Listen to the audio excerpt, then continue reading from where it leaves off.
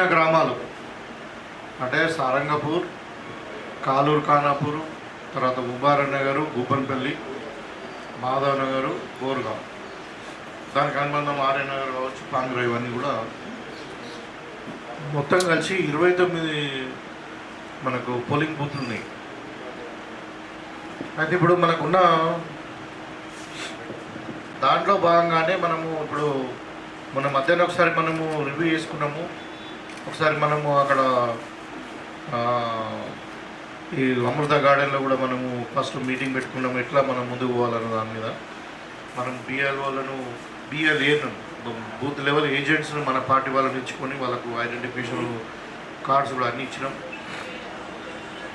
తర్వాత మొన్న మనకు 15 రోజులైంది మళ్ళా అని చెప్పి రివ్యూ చేసుకొని ఆ రోజు మనం ఒక్కొక్క 10 బూత్లకు ఒక కోఆర్డినేటర్ చొప్పున, మండలానికి ఒక కోఆర్డినేటరు, అవన్నీ కూడా మనం వేసుకొని ఆ రోజు మనం ఒక గంట సేపు కూడా మనం మాట్లాడుకోవడం జరిగింది.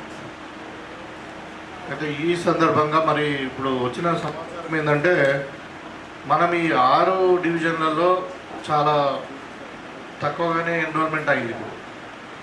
ఇప్పుడు అదే మనకు ఈ గ్రామీణ ప్రాంతాల్లో చూస్తే 90 పైన 95% అయినాయి. ఈ 6 డివిజన్లలో 29 బూతులలో మనకు తక్కువ అవుతుంది.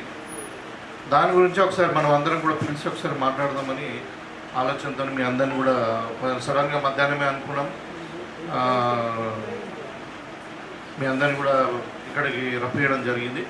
ఈ కార్యక్రమానికి మరి మన కార్పొరేషన్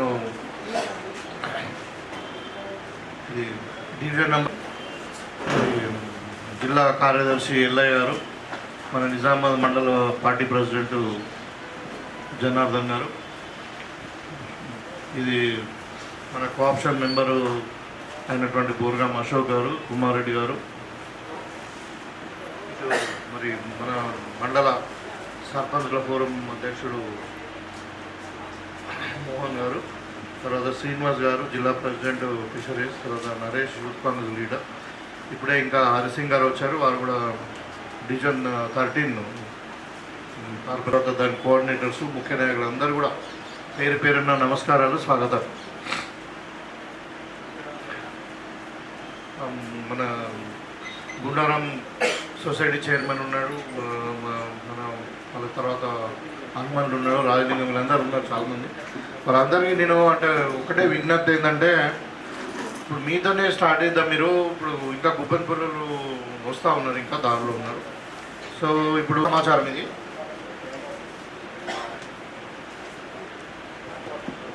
పొద్దున 10-11 గంటలకు ఆర్డీఓ గారు ఇచ్చినటువంటి సమాచారం బూత్లో 81% అయింది.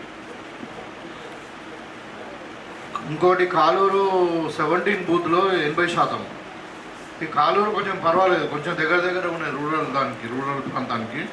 ఖానాపూరు 18, 19, 20, 21, 22 ఈ 5 బూత్లలో కూడా నేను చదువుతానే 18లో 65%. 18 ఇన్ఛార్జ్ ఎవరు? మన బిఎల్ఏ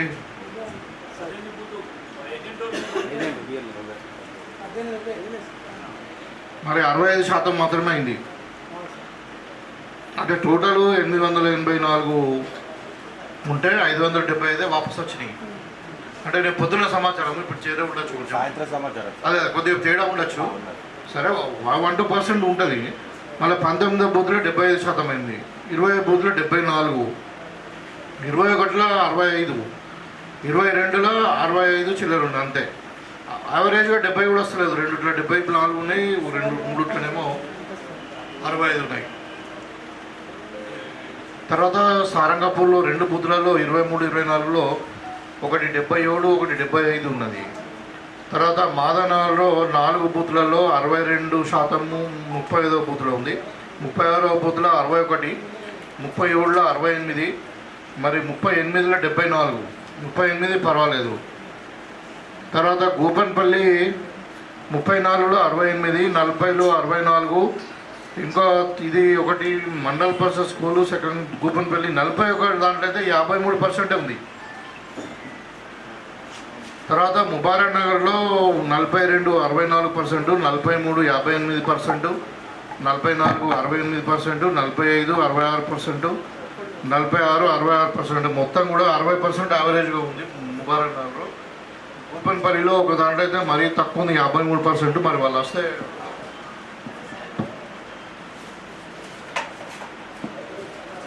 తర్వాత బోర్గాంలో 8 బూతులు ఉన్నాయి.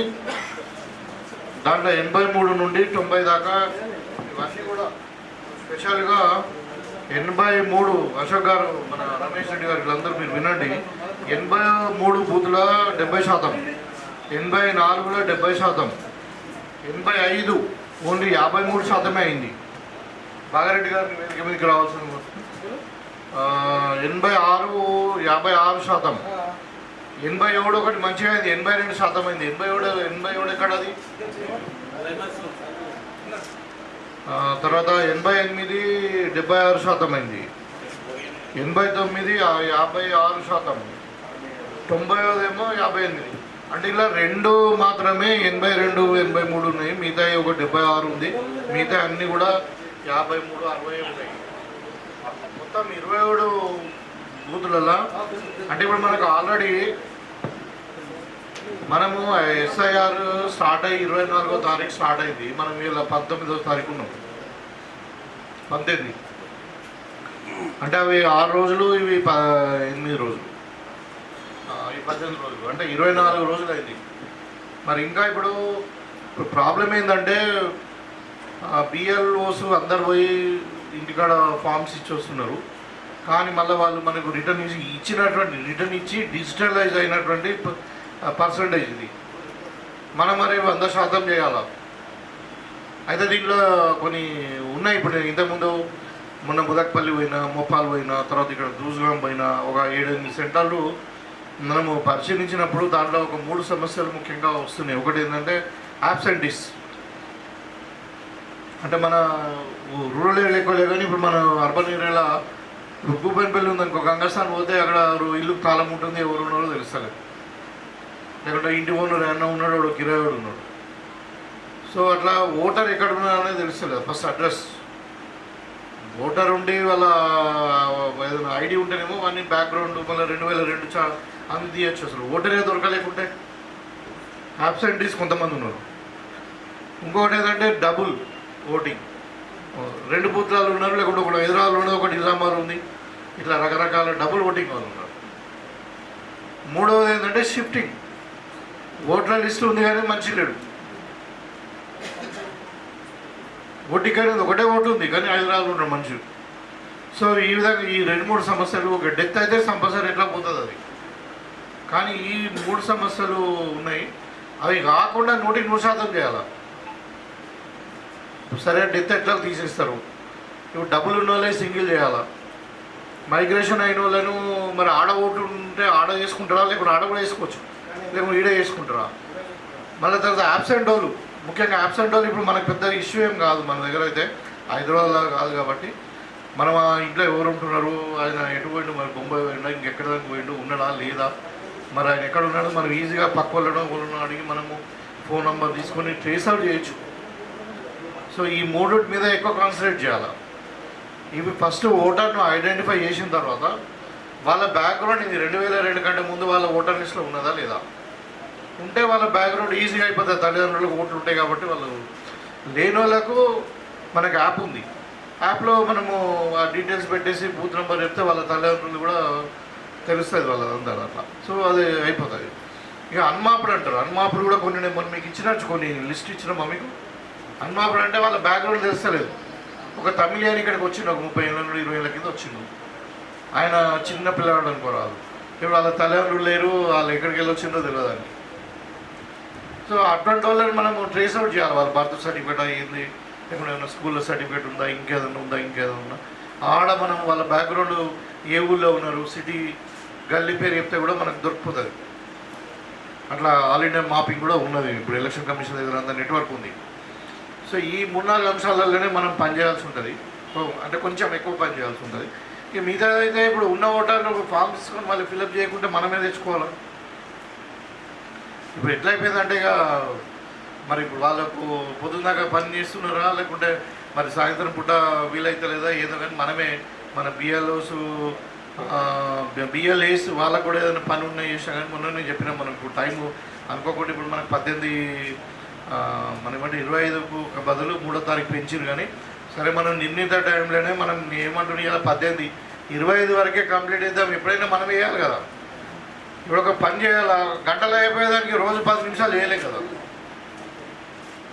సో మనం మొత్తం చేసేసుకుంటే పని అయిపోతుంది. 25వ తారీఖు తర్వాత మనం ఫ్రీ ఉండొచ్చు. అందుకని నేను ఏమంటున్నా అంటే కొంచెం మీరు ఇప్పుడు సండే లాంటి రోజు, రేపు సండే ఉంది, ఇంకేదైనా హాలిడేస్ వచ్చినా ఏదొచ్చినా మీరు కొంచెం విగరస్గా వర్క్ చేసి ఇది 100% అయ్యేటట్లు చేయాలి. మనమే వాళ్ళ ఫామ్ తీసుకొచ్చుకోవాలా.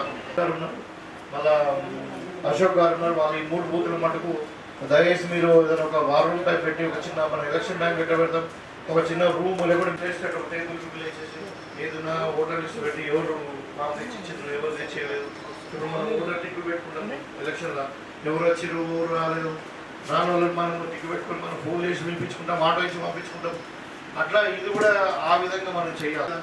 ఇప్పుడు మనకు వచ్చిన తర్వాత ముబారక్ గారు, భూపల్పల్లి, మాధవ్ గారు మరి ఆడ నేను చెప్తాను. ఇప్పుడు వాళ్ళకు మరి ఎక్కడ ఆఫీస్ పెట్టుకొని అది మరి పెట్టుకొని మీరు విగరస్గా చేయాలి. ఉన్నదంటే మీరు పని చేస్తున్నారు ఏమంటారు తర్వాత చేద్దాం అనకండి. దయచేసి 25వ తారీఖు వరకే మనం కంప్లీట్ చేసుకొని. ఇప్పుడు టీచర్ హోంవర్క్ ఇచ్చిందా, మధ్యాహ్నం సండే వచ్చింది, మండే నాడు సబ్మిట్ చేయాలా. శనివారం చేసుకుంటే సండే చేయొచ్చు. రేపు సండే కదా రేపు చూద్దాం అనుకుంటే ఆ ఎంజాయ్మెంట్లో రాత్రి 9 అయిపోతుంది. అమ్మ అన్నం పెడితే తింటాడు అంటాడు, తెల్లారి టీచర్తో తింట్లు. అంటే చేయక తప్పదు, అది చేసేది చేస్తే అయిపోతుంది. మీరే చేయాలి. ఇక్కడ కొత్త మనం ఇప్పుడు ఎక్కడికి తిద్దామా మందికి చెప్పండి. మాదనాలైనా బోరుగా కాదు, అందరు తెలిసిన వాళ్ళే. అంటే ఎగ్జాంపుల్ చెప్తున్నాను అంటే మనమే పని చేయాలి, మన బాధ్యతనే. నీకు ఇంతకుముందు కూడా నేను చెప్పినా అంటే ఇది ఎలక్షన్ కమిషన్ ఆఫ్ ఇండియా. ఈ బీజేపీ వాళ్ళు దుర్మార్గులు ఏం చేస్తున్నారంటే ఈ ఓట్ల చోరీ చేస్తున్నారు. సీట్ల చోరీ, ఓట్ల చోరీ కాదు, వాళ్ళు చోరీ ఏదేం లేదు. అయోధ్య రామ మందిరంలో కూడా పైసలు కూడా చోరీ చేస్తున్నారు. అట్లా ఆ విధంగా తయారైంది. అది చోరీ ప్రభుత్వం అన్నట్టు. అది బీజేపీ అంటేనే మనం ఎప్పటి నుండో అనుకుంటున్నాం భారతీయ జూటా పార్టీ. మరి అలాంటి వాళ్ళు ఇప్పుడు రాజ్యాంగబద్ధమైన సంస్థలు ఉన్నాయి. ఇప్పుడు ఎలక్షన్ కమిషన్ ఆఫ్ ఇండియా కానీ, సుప్రీంకోర్ట్ ఆఫ్ ఇండియా కానీ, మన రిజర్వ్ బ్యాంక్ ఆఫ్ ఇండియా కానీ, మరి కాకు అంటే కంట్రోల్ ఆడిటర్ జనరల్ అని, ఇవన్నీ కొన్ని సంస్థలు ఏంటంటే ఇండిపెండెంట్గా స్వయం ప్రతిపత్తి కింద పనిచేస్తూ ఉంటాయి. అలాంటి సంస్థలన్నింటినీ కూడా వీళ్ళు విధ్వంసం చేసి మొత్తం వాళ్ళు చెప్పి తినేటోళ్ళని పెట్టుకొని చేస్తూ ఉన్నారు. సుప్రీంకోర్టు డిసిషన్స్ కూడా ఇన్ఫ్లుయెన్స్ చేసే పరిస్థితికి వాళ్ళు ఎదిగిరు. కాబట్టి ఇప్పుడు మనం గతంలో బీహార్లో కానీ, మనకు బెంగాల్లో కానీ జరిగినవన్నీ మనం చూసుకొని మనం ఆ పరిస్థితి ఇక్కడ రావద్దన్నదే మన ఉద్దేశంతో మనమే మన క్యాడర్ను ఇన్వాల్వ్ చేసి బూత్కోకోలను ఒక ఏజెంట్గా అఫీషియల్గా ఒక ఐడెంటిఫికేషన్ కార్డు ఇచ్చి అంటే వాళ్ళ ద్వారానే పోతుంది. ఇది మనం ఏదైనా ఫామ్ ఫిలప్ చేసి వాళ్ళ సంతకాలు పెట్టాలి. అయితే అది చేయాలి అన్నది ఒకటి. ఇంకొకటి ఇప్పుడు నేను చెప్పదలుచుకున్నదంటే ఇప్పుడు మైగ్రేషన్ ఉంది. వాడు ఇక్కడ ఊళ్ళో ఉంటాడు. ఇక మన ఊళ్ళే కదా, ఇక సిటీలో కలిసినా ఊళ్ళే. నిజం హైదరాబాద్ ఉంటాడు, అక్కడ స్థిరపడి ఆడొక ఇల్లు ఉంటుంది, ఈడొక ఇల్లు ఉంటుంది, ఈడ ఓటు ఉంటుంది, కానీ మనిషి ఉంటాడు. ఎందుకంటే మా దగ్గర పట్వానికి చెప్పినాం సార్, ఉంటారు కదా.